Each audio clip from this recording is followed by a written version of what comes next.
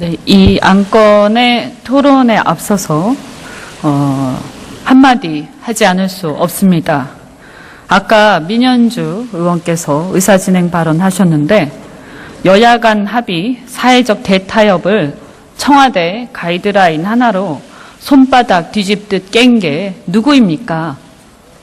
적반하장도 유분수입니다. 더 이상 얘기하지 않겠습니다.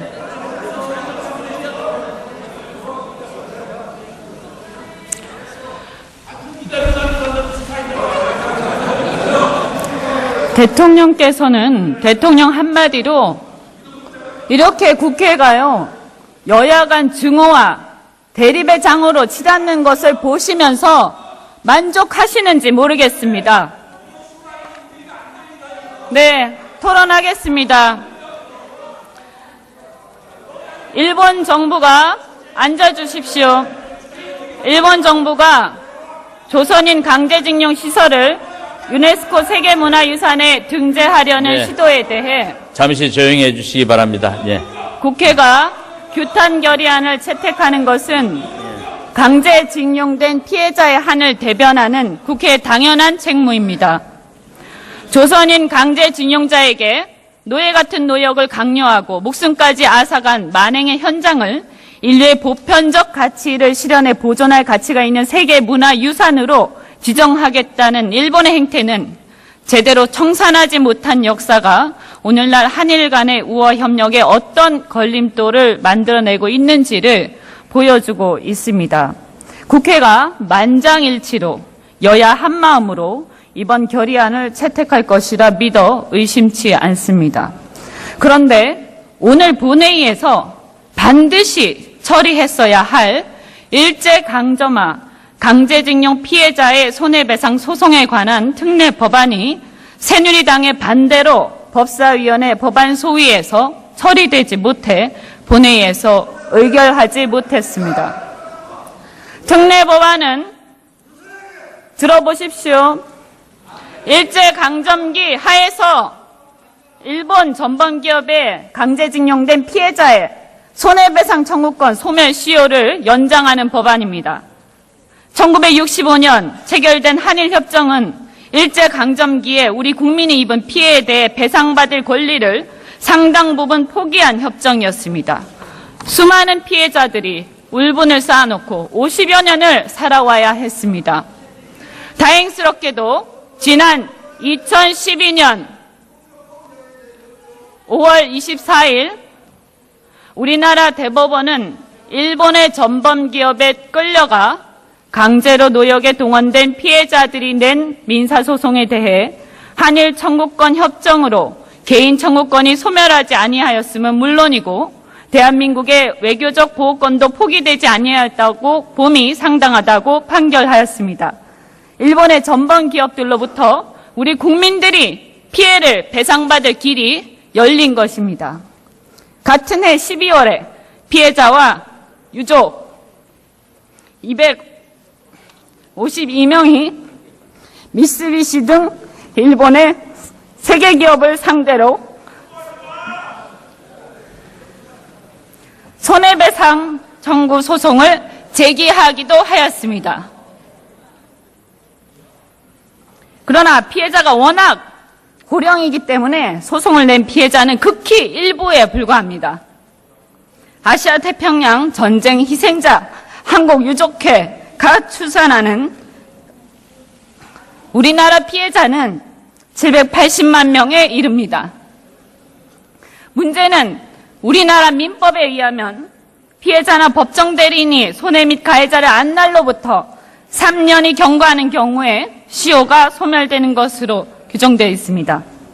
만일 대법원의 선고일을 기준으로 시효를 기산한다면 이번 달 24일에 시효가 만료되어 수많은 피해자가 법적으로 구제받을 길 얻게 될 우려가 매우 높은 상황입니다.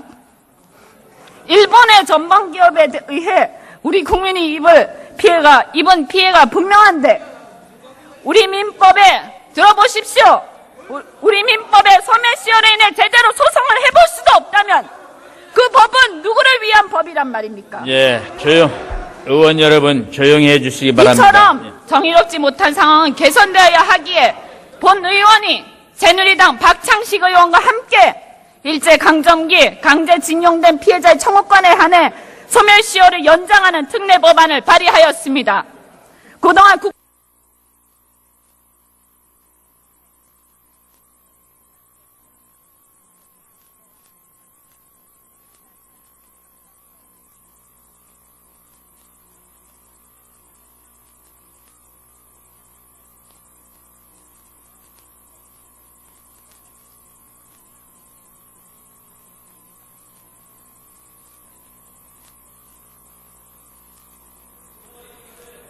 습니다. 그러나 피해자가 워낙 고령이기 때문에 소송을 낸 피해자는 극히 일부에 불과합니다. 아시아 태평양 전쟁 희생자 한국유족회가 추산하는 우리나라 피해자는 780만 명에 이릅니다. 문제는 우리나라 민법에 의하면 피해자나 법정 대리인이 손해 및 가해자를 안 날로부터 3년이 경과하는 경우에 시효가 소멸되는 것으로 규정되어 있습니다.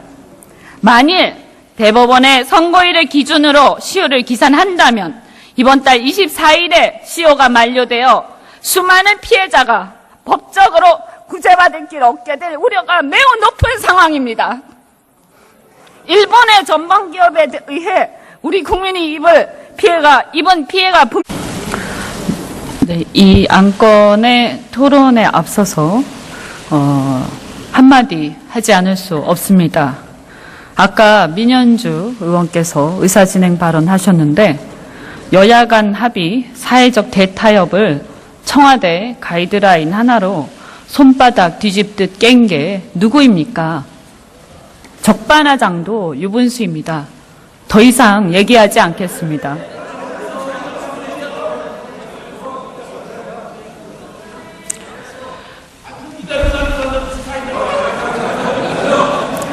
대통령께서는 대통령 한마디로 이렇게 국회가요, 여야 간 증오와 대립의 장으로 치닫는 것을 보시면서 만족하시는지 모르겠습니다.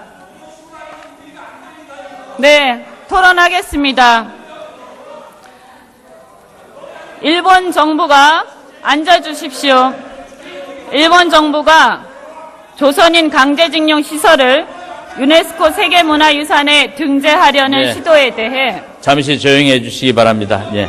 국회가 규탄 결의안을 채택하는 것은 강제징용된 피해자의 한을 대변하는 국회의 당연한 책무입니다.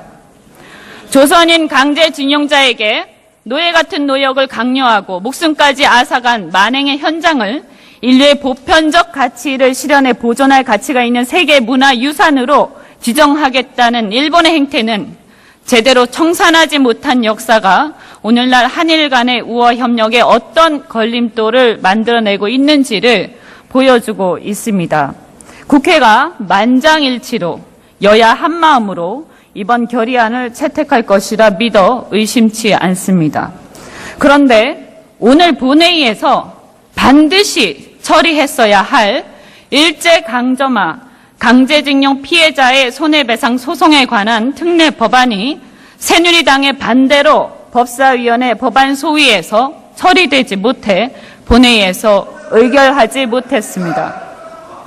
특례 법안은 들어보십시오. 일제강점기 하에서 일본 전범기업에 강제징용된 피해자의 손해배상 청구권 소멸시효를 연장하는 법안입니다. 1965년 체결된 한일협정은 일제강점기에 우리 국민이 입은 피해에 대해 배상받을 권리를 상당 부분 포기한 협정이었습니다. 수많은 피해자들이 울분을 쌓아놓고 50여 년을 살아와야 했습니다. 다행스럽게도 지난 2012년 5월 24일 우리나라 대법원은 일본의 전범기업에 끌려가 강제로 노역에 동원된 피해자들이 낸 민사소송에 대해 한일 청구권 협정으로 개인 청구권이 소멸하지 아니하였음은 물론이고 대한민국의 외교적 보호권도 포기되지 아니하였다고 봄이 상당하다고 판결하였습니다. 일본의 전범 기업들로부터 우리 국민들이 피해를 배상받을 길이 열린 것입니다. 같은 해 12월에 피해자와 유족 252명이 미쓰비시 등 일본의 세계 기업을 상대로 손해배상 청구 소송을 제기하기도 하였습니다.